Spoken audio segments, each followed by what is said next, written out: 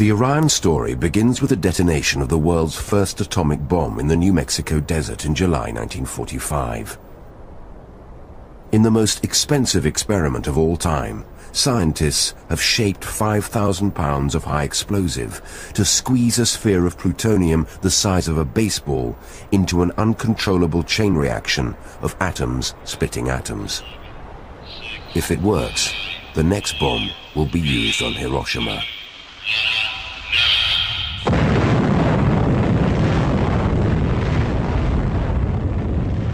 That morning, many strange thoughts went through the minds of the scientists who built the bomb. I am become death, the destroyer of worlds. I remembered that Sanskrit line. While Oppenheimer thought of death and destruction, Stanislav Ulam, the Polish mathematician, wondered if the immense power of a nuclear explosion could take the first men to the planets. His idea was to have these little explosions propel a rocket into space, little explosions of atomic bombs. But I certainly like to dream about that going to the stars.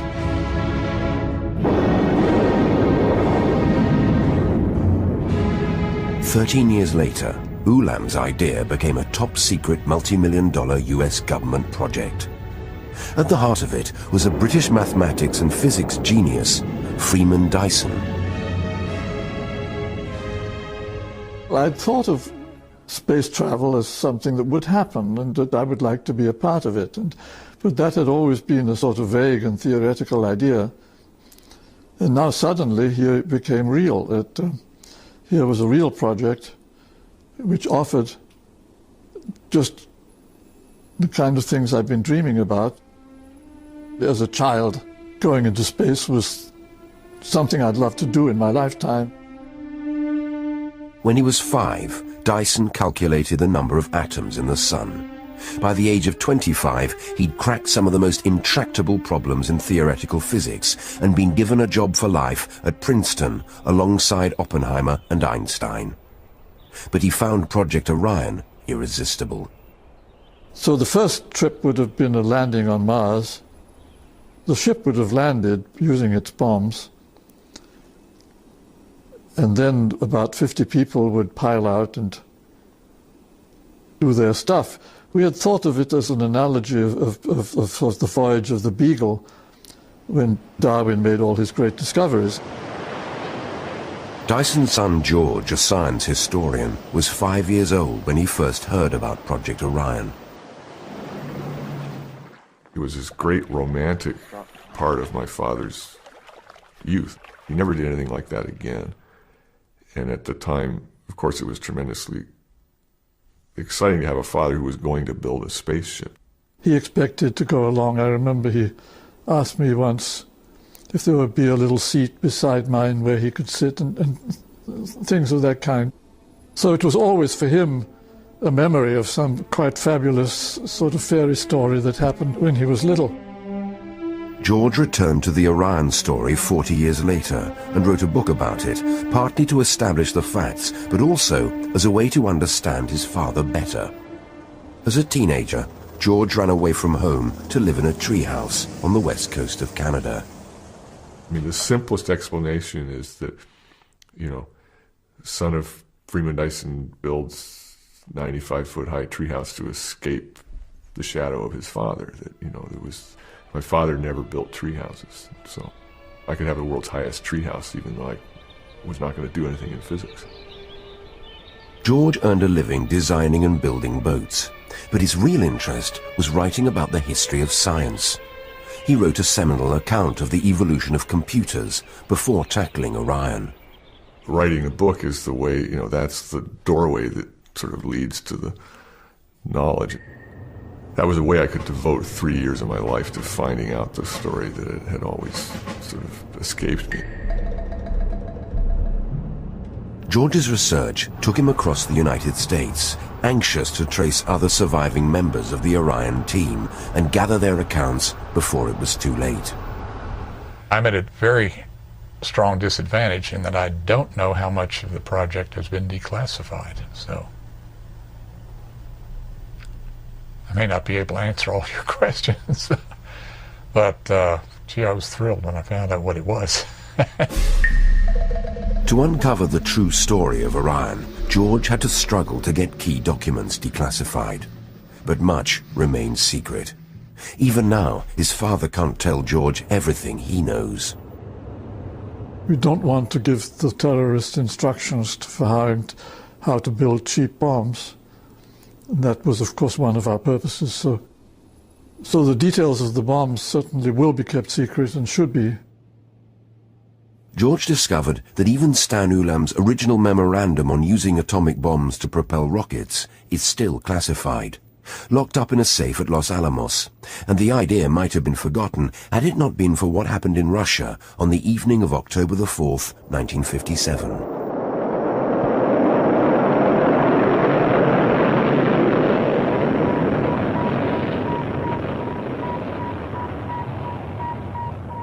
The country went through a very fearful reaction to Sputnik. It gets the American people alarmed that a foreign country, especially an enemy country, can do this, and we fear this.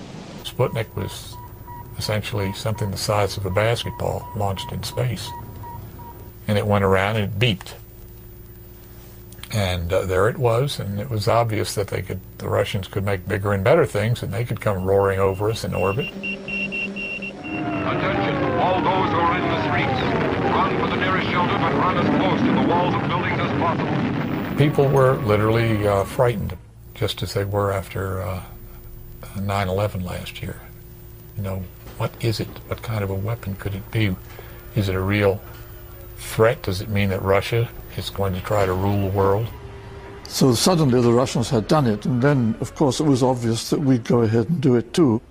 So it was just an enormous window of opportunity that everybody in the government was willing to say yes to all sorts of weird schemes.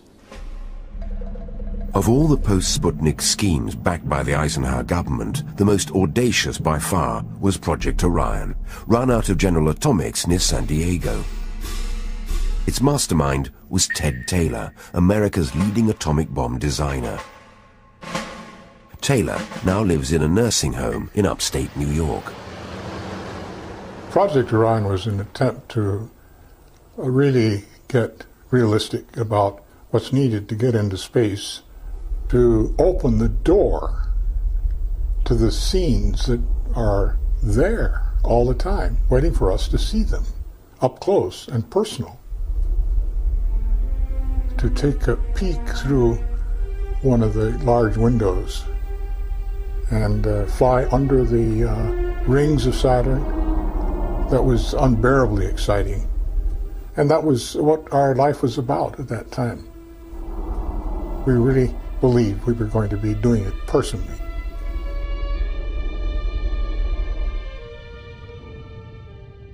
By the time the Russians put a dog into Earth orbit a month later, Taylor had sold the idea of a nuclear bomb-propelled spaceship with a crew of 50 men and women to his boss at General Atomics, the 34-year-old physicist and entrepreneur, Frederick de Hoffman. There's only one Fred de Hoffman. It was said that he knew every millionaire in the world. That's probably not true, but I bet he knew every billionaire in the world. He was very good at raising money. A person who wanted results. You couldn't fool around if you worked for Fred de Hoffman. If Orion were to fly, General Atomics would need government backing. De Hoffman and Taylor believed Freeman Dyson could help them get it. Undoubtedly, it was true that my name was worth quite a lot, because the main problem they had was just to achieve some sort of credibility. If you just talked about the project, said you were going to propel a ship with nuclear bombs, and the immediate reaction was, well, this is crazy, the whole thing will blow up and that'll be the end of it. And so they needed people with solid reputation just in order to have a chance to get the thing approved. Of course, the project probably went through his mind in a few minutes. Can we withstand the temperatures? Can we withstand the shocks? Can we withstand the accelerations? Can we carry enough people? How big does the ship have to be? And so on.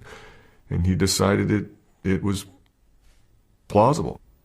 And in about 30 seconds of mental calculation, he said, yeah, it'll work. Let's go. The Dysons moved to La Jolla in Southern California. One morning in end of May 1958, driving to school, I was told, Daddy's building a spaceship. And when we did go to General Atomic, I thought they were building the spaceship right there. I thought that big round building was the beginning of the spaceship. George was to find out later that he'd been right about scale. The circular library building at General Atomics was the same diameter as the base of a full-size Orion, which would tower 200 feet above it. I can remember very well when Ted Taylor first explained the Orion idea. He said, the nuclear bomb is so strong that if you have a standard-sized spaceship of the type we were thinking of for chemical propellants, the acceleration that you would have with the force on a small mass would be so large that it would pulverize the spaceship. He said, let's make it big. Let's make it, instead of a few tons, let's make it a few thousand tons. And this means with the same force, you would have much less acceleration. Because it has to be so big, we should change the way we think of spacecraft. Instead of them being designed for the minimum possible weight with just the right strength, which means very fragile for the operation, let's make it in a standard engineering design, built like the Brooklyn Bridge or a building. Let's make it out of steel, just ordinary steel. And let's make everything aboard it. Life support systems, like a hotel. I kept saying we should have a conventional store-bought barber's chair up there, just to show how scornful we could be of anything that was up there just to save weight. Taylor and Dyson headhunted some 50 scientists and engineers for the project. Among them, Jeremy Bernstein, a physicist at the Rand Corporation in Santa Monica, where consultants were paid to think the unthinkable. The Rand Corporation was like a malignant university. It was this faculty all devoted to the Cold War. In the physics division, for example, there was Herman Kahn, who is no longer with us, but he was then writing about megadeaths and trying to habituate us to the idea that if we only killed a few millions here and there, it would come out all right in the end. It's a gigantic man who clearly had never missed a meal. This whole business of these megadeaths and everybody focused on H-bomb tests and so on, I find rather depressing. At this very time, the gossip was that Dyson Freeman was in La Jolla. He had been bitten by a dog, and he'd gone to a bullfight, and he was working on a spaceship. And so I wrote Freeman a letter, and I said, if any of these three things are true, being bitten by a dog or go to a bullfight or work on a spaceship, you're having a better time than I am, I wrote. Well, much to my amazement, a few days later, he called me and said, you should come down here. At that time, General Atomic was known as Generous Atomics. People had wonderful summers and even winters on the beach in La Jolla. So it was kind of exotic. Restaurants served abalone steak and that sort of thing. You turn to me with a kiss in your De Hoffmann's General Atomics was a multi-million-dollar company set up after the war to exploit the peaceful power of the atom. De Hoffmann had helped plan the destruction of Hiroshima and Nagasaki. Now he was wooing his fellow bomb makers away from the weapons labs to his research Shangri-La.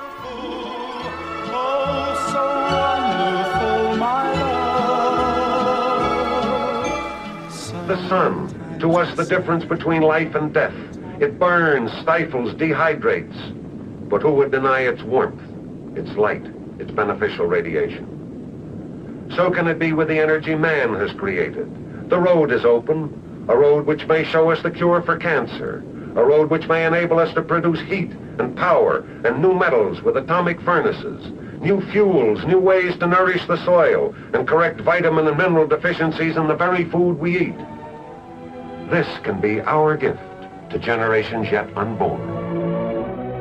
We all thought that nuclear energy was a great boon to mankind at that time, and we all thought that nuclear energy would cure the problems of poverty all over the world, and there were big talk about what nuclear energy would do. And that, of course, was certainly very much driven by this feeling, well, we've used nuclear energy, first of all, for killing people, now let's use it for doing something good. Dyson spent World War II helping to plan the bombing of Germany, and many of the Orion scientists worked on the Hiroshima and Nagasaki bombs. They brought this history with them to Project Orion. I do feel a moral responsibility for the almost 200,000 deaths. I had a small part in it, but still, that's an important ingredient. And that's a responsibility, it's not a regret. There's a difference. Project Orion was a way of doing things in a benign, peaceful way that relied on their previous military experience in some ways. So it was a translation of a sword into a plowshare. And I think that's a lot of the spirit that imbued these people.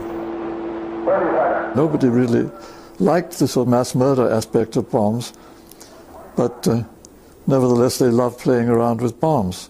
So this was a way of having your cake and eating it too, that you could play around with bombs and still not be killing people, but exploring the universe. 9, 8, 7, 6, 5. It's one thing to theorize. It's another thing to hear a countdown off a loudspeaker and put on some dark glasses, and then all of a sudden to see this pow turn into a pow and rattle and actually break martini glasses that were on the shelves of the beach house that was used by the scientists that were there at the end of the day to have their martinis. 3, 2, 1, 0.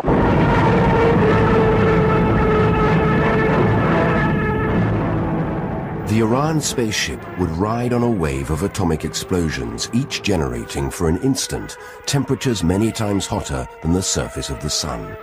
The original reaction always was, that's absurd. And Ted then told a little story about the tower in New Mexico where they exploded the very first bomb. That tower was, I think, 200 feet high, and on top of it there was the bomb. And you saw the pictures then afterwards of the fireball of the bomb completely enveloping the tower. Everybody had the idea that since the bomb exploded on the tower, the whole tower was vaporized, there was nothing left. But what Ted actually did was he went to the test site, he looked for the pieces of the tower, and he found they were all still there. That every piece of that tower actually is still lying there in the desert. They were thrown considerable distances, but they were not vaporized.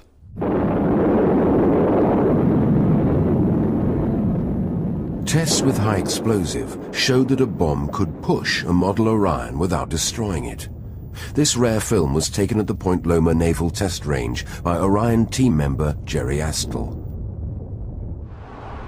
George Dyson learned that Astle was still living in nearby Solana Beach and that he'd kept Orion relics.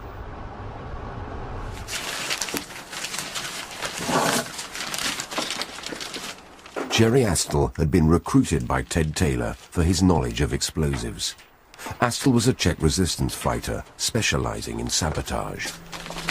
Now this is the first model of Project Orion ever built.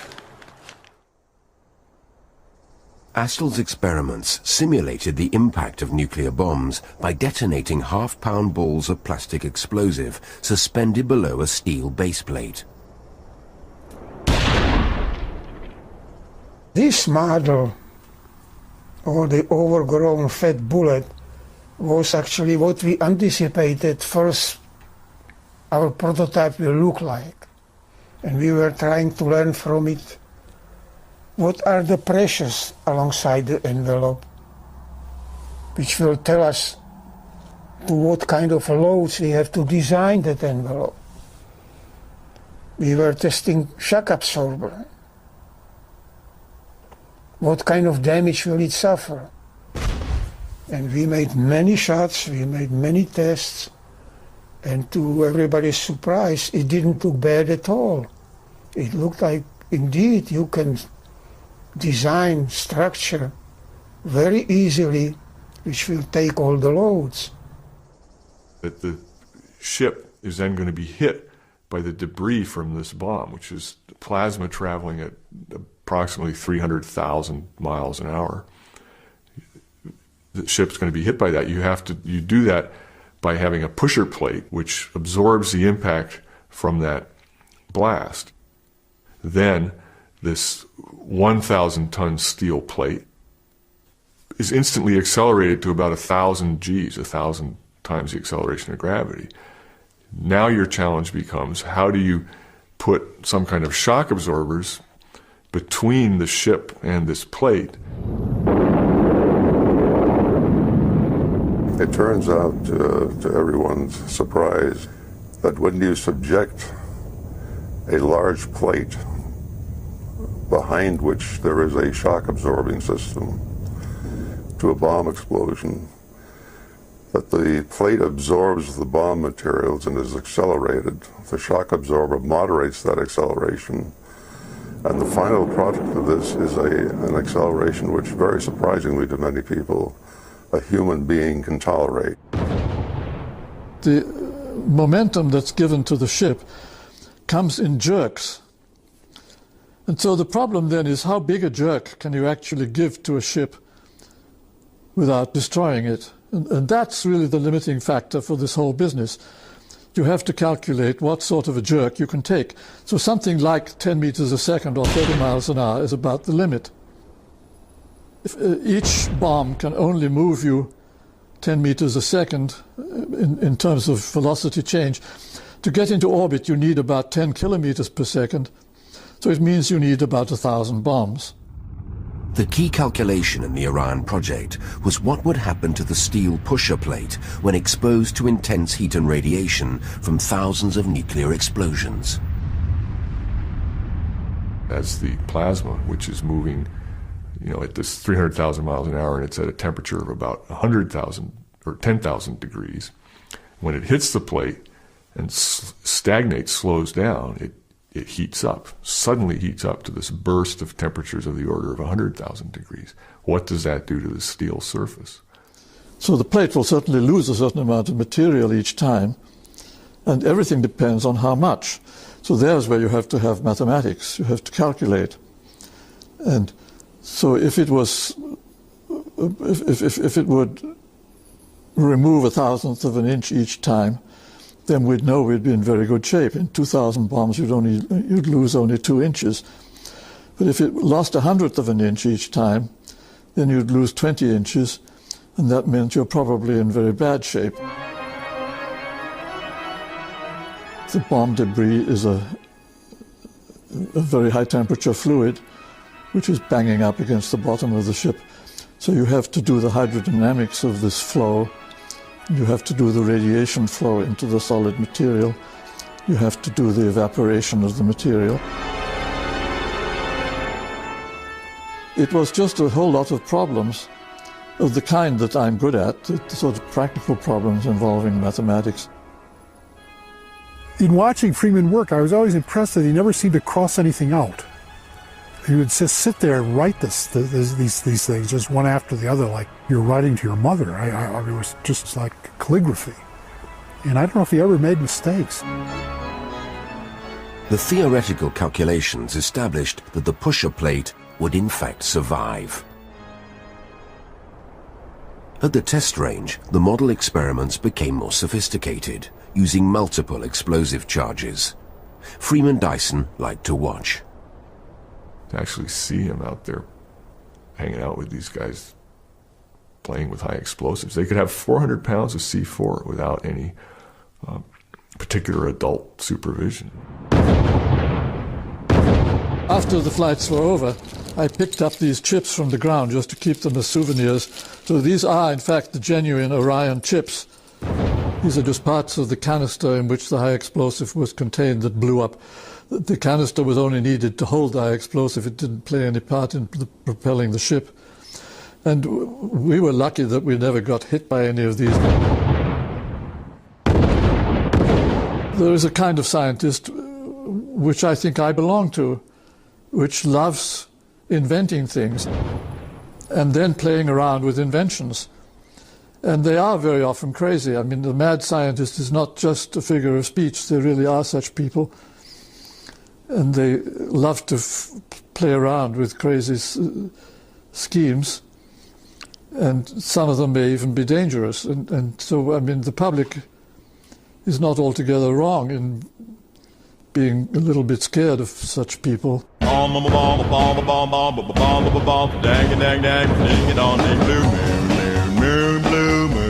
We were a bunch of crazies in a certain way, and it was an unusual time when crazy people were actually given a chance to do their stuff.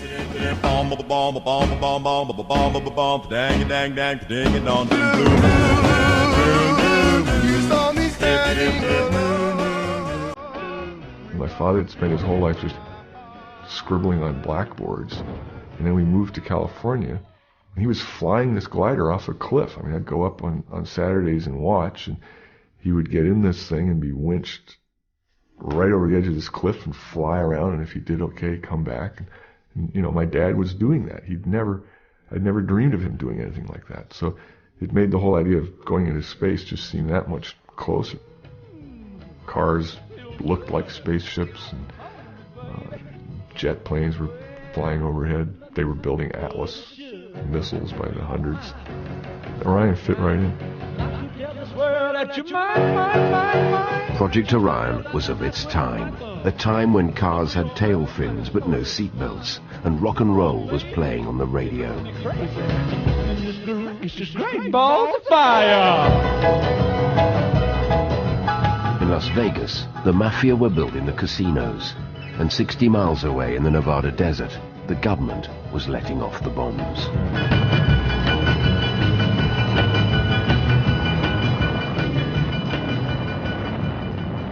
Nuclear weapons were very much part of sort of the general consciousness.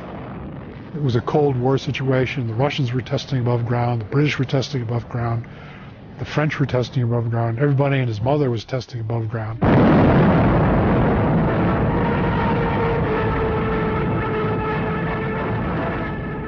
People thought it was essential to have these weapons and to have a large variety of them, which made the whole thing possible because Orion worked on having small, highly efficient, directed nuclear explosions.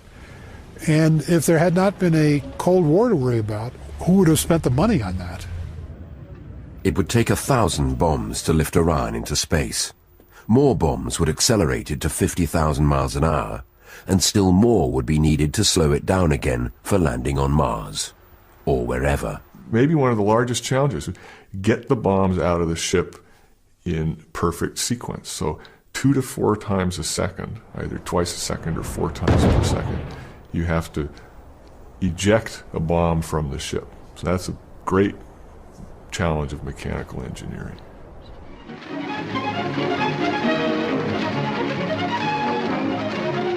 We had consulted with some people from the Coca-Cola company because we thought that the machinery you need for handling 2,000 bombs would be somewhat similar to the machines people use for handling Coca-Cola bottles. They had lots of ideas about how to grab these little bombs and move them down the racks and get them out the ship and bring the next one. You had to be able to select different flavors because if you, as you went up through the atmosphere, you needed to increase the yield, sort of the opposite of what you would think.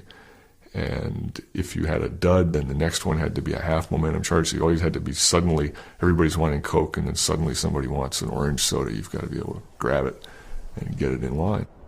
In the years since Hiroshima, weapon designers like Ted Taylor had developed atomic bombs that could fit into artillery shells.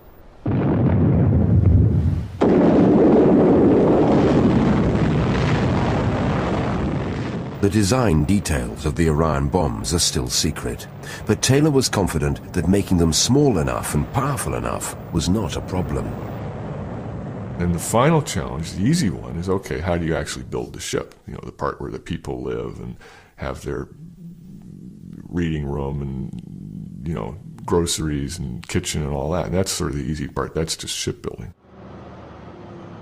The sister company of General Atomic was building the nuclear submarine fleet. So the assumption was that if the project really got the go-ahead, probably they would have brought in the submarine people to actually design and build the ship.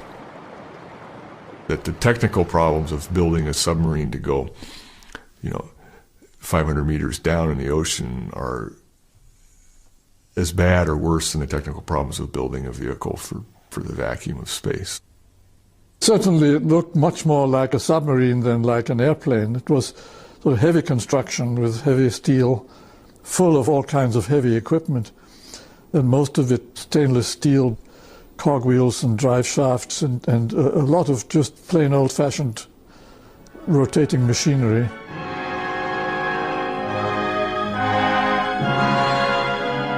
Looking forward to Orion's maiden flight was a test pilot who'd flown every high-performance aircraft in the U.S. Air Force.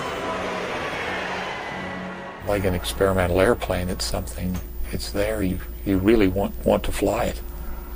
And looking at Orion, it was the ultimate dream. It was basically riding a pogo stick, and that was certainly doable. 7, 6, 5, 4, 3. I think it would be the most impressive, most startling, interesting, and in many ways beautiful spectacle caused by action by human beings. We were going to launch from a barge at sea to get away from the neighbors. But no, it would have been a very, very loud and very impressive event. It would be going up from the surface of the ocean, bump, bump, bump, bump, bump, like that, going up, bigger explosion each time.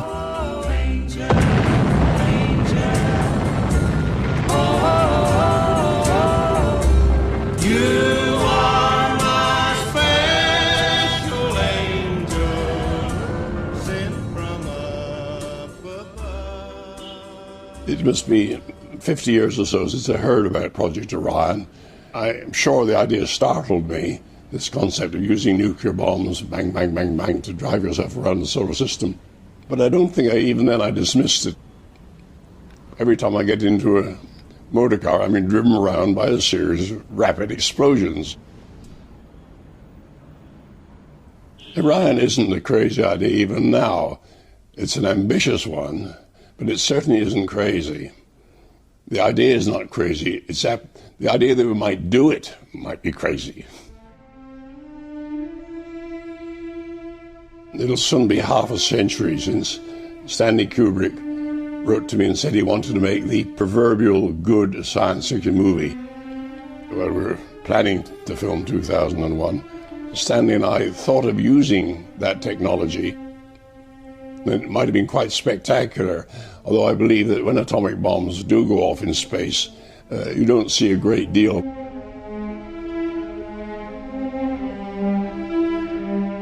I think Stanley wanted to avoid the Orion concept because he just made Dr. Strangelove, or How I Learned to Stop Worrying and Love the Bomb.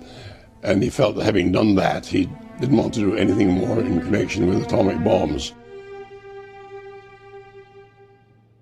Freeman Dyson, who's one of the few authentic geniuses I've ever met, he wrote a wonderful book called Disturbing the Universe, and he would like to rearrange the solar system and make it nearer to our heart's desire, and that is something which I'm sure will happen in the next few centuries. Something like Mars by 1965 and Saturn by 1970 was the sort of the slogan we went by. establishing human colonies was certainly part of our plan. And not only humans, but of course crop plants and everything else that goes with it. So we wanted to find places which were hospitable to life, and of course for that Mars was the obvious choice. We didn't imagine that you'd go there the way people talk about it today, going there for a couple of weeks and then coming back. We thought of it certainly several years to have a chance really to explore the planet. Maybe grow the first crops, and then maybe come home or maybe stay there. When Freeman got involved, he very quickly did this study on trips to the satellites of the outer planets, where he showed that a little more fuel than going to Mars. You could actually take a longer trip, go all the way to Saturn, stop at one of the moons, refuel with more propellant. That's not nuclear fuel, it's just ice or something to pack around the bomb to get momentum to come home and come back to Earth 4 years later. Then the second trip would be to the satellites, which were already then well known to be interesting places. Jupiter has about 6, and Saturn has about 4 big satellites. Each of them could be a habitable world. We know that they have lots of ice and other chemicals that are essential to life.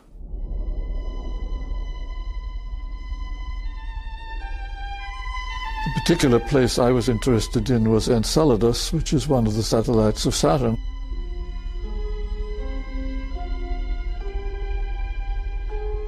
And that was interesting because it has a rather low escape velocity, so it would be easy to land. I mean, the human effort that went into these planning studies of trajectories to when was a good time to go to Venus and how you could go to Venus and Mars for just a little more fuel than Mars alone, but then you couldn't stay as long on Mars and you would get bored at Venus. There were no moons. And so all these questions became very real. There's a certain feeling about space and what's in it that is just a big high. Everything that you can think of that people do is different in space, from sexual activity to just plain feeling as though you're resting on a cloud. The idea that you personally, not getting things ready for somebody else, but going there and doing it yourself, is unbearably exciting. I always thought Ted was very dreamy. He was thinking of this Queen Mary-like thing which would float around the solar system. I always looked on it a little cynically. I mean, it was fine. I didn't have anything against it, but I wasn't persuaded that this was going to happen. We used to talk about going to these far out, to the edge of the edge of our solar system, you know, with Orion. And I used to think that was kind of preposterous, I used to think. There was few guys, they were not interested in flying no matter what it is. If you give them flying carpet, they wouldn't sit on it anyway. Me, I wanted to go, but my feelings were sort of hurt that, I mean, Ted was talking about taking his children, and my father said we were going to stay behind, so he was going to go without us. I had just been switching between one wife and another, and it wasn't clear whether I had any family at all for a while. While the Orioneers dreamed of colonizing Mars and Saturn, in the real world they were being sidelined. The newly formed NASA space agency opted for beating the Russians to the moon using Werner von Braun's chemical-powered rockets, not Orion. It was the first nail in the coffin of the project. NASA, quite rightly, refused to have anything to do with it as long as it was secret. And that's, I mean, it was NASA policy not to have secrets, and I think that was right. As a civilian space agency, they do far better staying out in the open. So that was another of the fatal handicaps we had, that we were kept very tightly secret. So instead it went to the Air Force, much to our annoyance. But still, we had to live with the Air Force then from that point on. And the Air Force was quite understanding. They knew this wasn't a military weapon. They were prepared to pay for it because there were lots of people in the Air Force who shared our feelings that it was a great chance to go into space. In the mountains of southern Colorado, George Dyson found 2 Air Force scientists and Orion supporters called Ed Giller and Don Prickett. Now neighbors in retirement, they were once colleagues at the Air Force Special Weapons Center in Albuquerque, New Mexico. Giller and Prickett were the key liaison officers for Project Orion. I don't know where Orion got the name, but I'll have to put my 2 bits in here at the moment. Because it is an impulse system, we called it putt-putt at Kirkland, which the powers to be thought we were being a little flippant with.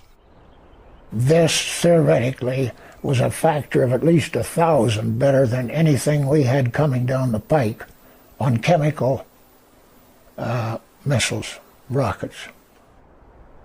Giller and Prickett liked Orion, but there were skeptics in the Air Force top brass who needed to be persuaded to keep funding the research.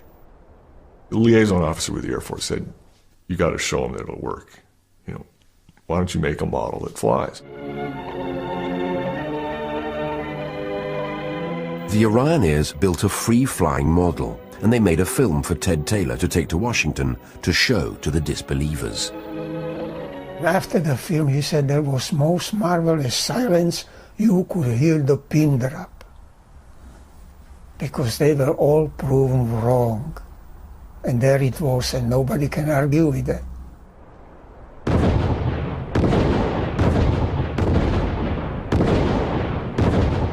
It worked like a charm.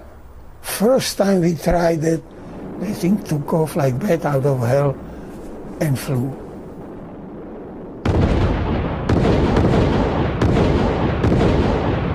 There's a film that shows this thing going bang, bang, bang, and up it goes a ways. At least that part of it worked. One of the things was always the worry about the stability of the system, which that test proved. It managed to give people a little bit of an idea just what this thing would look like. It gave you a real good idea what are these guys trying to do.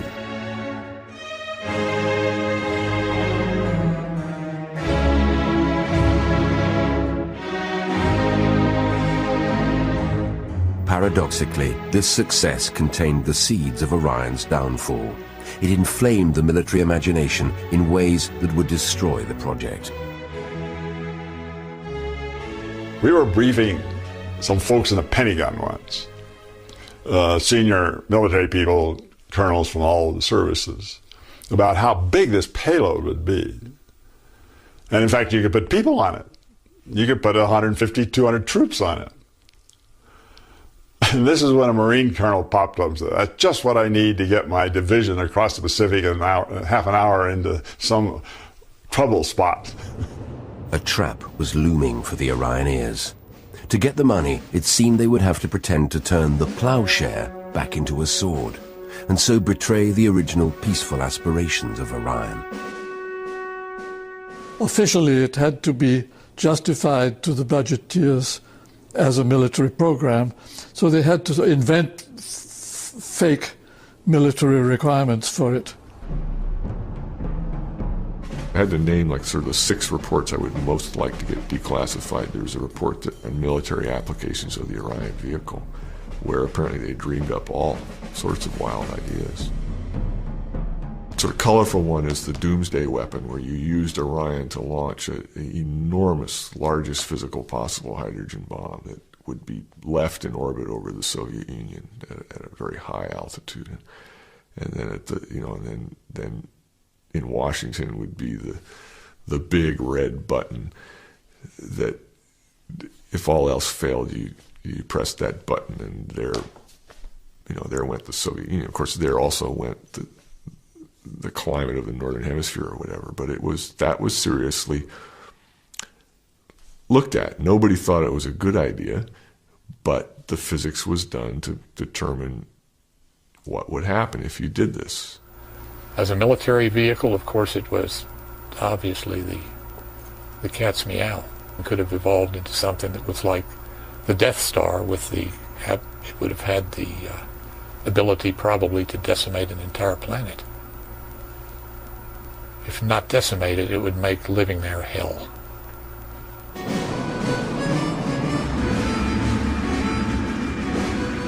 The Death Star concept excited the generals at Strategic Air Command, always on the lookout for new ways to enforce peace. As far as the Air Force is concerned, it's a weapon system in space. And that was almost a dirty word at those days, a weapon system in space, you know, especially a nuclear one.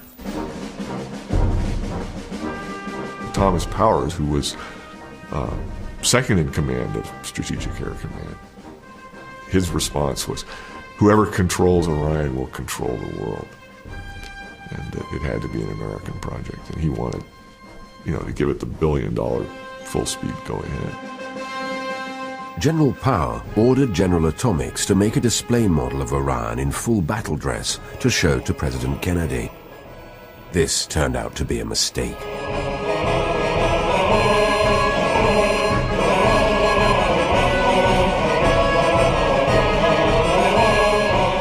And there's one model that probably still exists, and someone watching this film may know where it is. Everyone talks about it. And it was the size of a car. And it was a model of this Orion battleship. And it had Kasaba howitzer, nuclear cannons, and it had 25 megaton missiles that could, destroy half the world, and it could turn around and protect itself by it could hide behind its own pusher plate.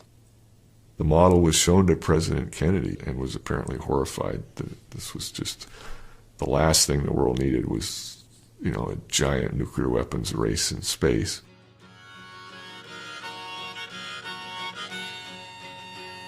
It was another nail in the coffin. In the 5 years since Project Orion began, the world had changed. Concern about radioactive fallout from the bomb tests was turning to outrage. Strontium-90 was turning up in milk and babies' teeth. The public had seen the pictures from Hiroshima, and the Cuban Missile Crisis had brought the world to the brink of nuclear Armageddon. Suddenly, all things atomic were out of fashion. From the beginning of Project Orion, fallout had been among Freeman Dyson's concerns. He wanted to know how much radioactivity each Orion flight would add to the world total. I wanted to know very precisely how many people would this fallout actually harm? And until I knew the answer to that question, I certainly wasn't prepared to fly in any of these ships or to approve the project in general. So I made that a high priority myself, to deal with this question of fallout. Well, I did the calculations, and they weren't very encouraging. Every time you took off and flew off into space, I calculated we would probably kill about somewhere between 1 and 10 people as a result of radioactive fallout. And that to me was unacceptable. So I said always right at the start, well, we've got to clean up the bombs and use much cleaner bombs. If we got it down to something like 1/100th of a person, then I would consider that acceptable. I mean, it was a question of judgment. You could never do anything, of course, without risk to people, but at least you didn't want to be sure of killing somebody. By 1963, Dyson's concerns about fallout had become conviction. As a consultant to the International Disarmament Agency, he had to choose between Project Orion and an end to all atmospheric bomb tests. I knew that this test ban treaty that we were negotiating would be the final nail in the coffin of Orion. And still, of course, I said, yes, it definitely should go ahead. And I remember telling Ted Taylor that I was partly responsible for the test ban treaty. And it was sad for Ted And in a way, for me, that was, I mean, it was just obvious by that time that the test ban treaty was right and that Orion had to give way. We just got the orders to, you know, shut her down. And that we did. And that ended Orion. I'm totally opposed to any further development of any nuclear explosives, certainly, of any kind, for any purpose, with one exception, and that is Orion. If we were able to do nuclear testing today, to test it, I'm pretty confident that we would get to do it. If I had a lifespan of 200 or 300 years, I would give somebody odds that it will be built, that it will be flown. And let's hope it doesn't suddenly appear in the sky like Sputnik and it belongs to an unfriendly rival. The knowledge generated by the Orion scientists is still there, much of it top secret and highly dangerous. A number of the things that were developed in Project Orion are still active military programs. And you can guess that if you talk to people and you'll see what they can talk about and what they can't. You very quickly come to areas that still cannot be talked about. And why can't they be talked about? Probably because they're active. We know they're active. There's a great deal of work still going on, particularly with small directed energy nuclear weapons, which have obvious military applications. It could be used to take out deep bunkers where there's only bad people. You say, well, there's only going to be bad people in these bunkers. Let's use one of these things. That's a very dangerous, tempting thing. If Orion technology could break the taboo on battlefield nuclear weapons, its potential might also be exploited by terrorists. Orion bomb designs use small amounts of expensive plutonium and large amounts of relatively cheap high explosive. And that is exactly the kind of bomb that terrorists would like to make, because they have easy access to lots of high explosive, very, very difficult access to fissionable material. So exactly the goal of the Orion physicists, unfortunately, is also the goal of someone, trying to illicitly make a nuclear weapon. So that's why that's a secret. So the Orion paradox lives on. On the one hand, nuclear destruction. On the other, nuclear salvation. Some believe that Orion might be the only way to save the world. It may be the best technology to intercept and deflect an Earth-bound asteroid. Some near-Earth object is coming, and we know it's coming, and we have 9 months or whatever, and we need to divert it. And Orion is one of the few existing ways we could do that. We're at risk of the whole planet could be wiped out, and it's a mistake to not look at that seriously. Orion provides such an advantage in speed over chemical propellants that it seems that that interception could take place in a much shorter time scale, and consequently the deflection could take place further away, so it was easier to make such an object miss the Earth. Now, I want to point out that when I say technical things, they're correct. Generally, people recoil from the notion of using nuclear explosives. I do. I recoil from that notion because I know we don't have that kind of world. And I know that having nuclear explosives in space is inviting someone to misuse them. Even now, the only way we could get large payloads around the solar system is by something like Orion, because atomic bombs contain thousands of times more energy, indeed almost millions of times more energy, than any of the chemicals that we use in our existing rockets, like hydrogen and oxygen. they're feeble compared with the energies of an atomic bomb. So when you talk of sending hundreds of tons or even thousands of tons of payload, including human beings, to Mars, say, that's the only way we could do it, even now. The space age hasn't begun yet. I believe the time will come when very few members of the human race will be able to point to the part of the sky where the Earth is. I'm still very strongly interested in spreading life outside the Earth. Humans, of course, should go along, but the most important thing to me is just enlarging the domain of life. And life has this marvelous adaptability. It's able to adapt itself to almost anything. And so it's hardly begun yet, adapting itself to the universe. This little planet doesn't give it so much scope. After Orion, Freeman Dyson went back to Princeton, physics and mathematics. But his dreams of space travel found a distant echo in his son's adventures in the Canadian Northwest.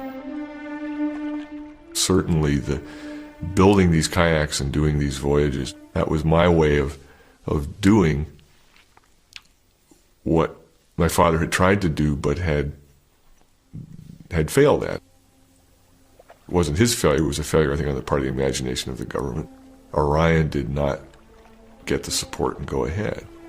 So I went out on my own and built these kayaks and did go to these far-off islands that were really like the planets of Jupiter. You could settle on them and refuel. My boats had these semicircular sails, just like pusher plates, and you sort of coast, which is really what Orion was doing, was sort of surfing on these waves of plasma. In 1965, Freeman Dyson published an impassioned article in the journal Science entitled Death of a Project. The story of Orion, he wrote, is significant because this is the first time in modern history that a major expansion of human technology has been suppressed for political reasons. But those who've worked on Project Orion must continue to hope that they may see their work bear fruit in their own lifetimes. They cannot lose sight of the dream which fired their imaginations in 1958 and sustained them through the years of struggle afterward. The dream that the bombs which killed and maimed at Nagasaki and Hiroshima may one day open the skies to mankind.